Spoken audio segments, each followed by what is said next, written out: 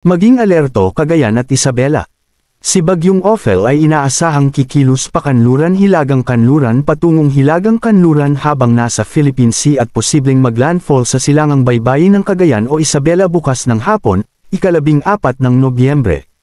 Pagkatapos ng landfall, inaasahang tatawid ito sa Luzon Strait pagsapit ng Biyernes 15 ng Nobyembre at maaaring dumaan ng malapit o maglandfall muli sa Babuyan Islands, bago tuluyang lumiko pa Kanluran Hilagang Silangan papunta sa karagatang silangan ng Taiwan sa Sabado 16 ng Nobyembre.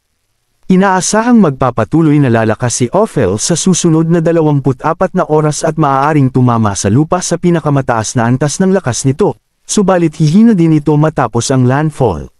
Dapat ding tandaan na kahit nasa labas ng forecast track o landfall point, maaaring makaranas pa rin ng malalakas na pag-ulan, hangin, at alon ng mga lugar sa paligid nito.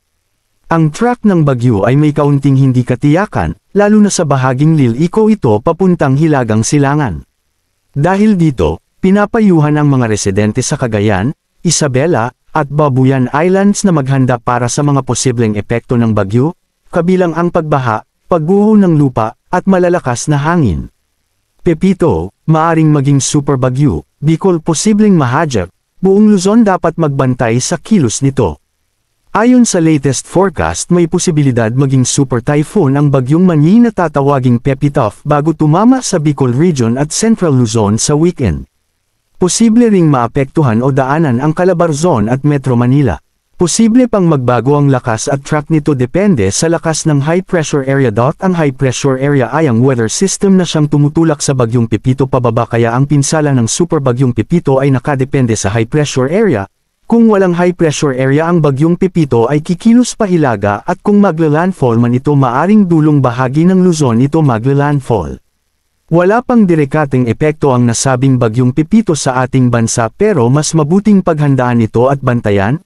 Sa ngayon di pa tukoy ang dadaanan nito, marami pang pwedeng magbago sa ating forecast track. Samantala, Camarines Sur, nagdeklara ng walang pasok para sa Biyernes, November 15, dulot kay Pepito. Nag-anunsyo ng awalang pasok si Gov. Luigi Villafuerte sa buong Camarines Sur, public at private, sa Biyernes, November 15 upang makapaghanda ang mga residente sa posibleng pagtama ng malakas na bagyong tatawaging Pepito na may international name na Manny.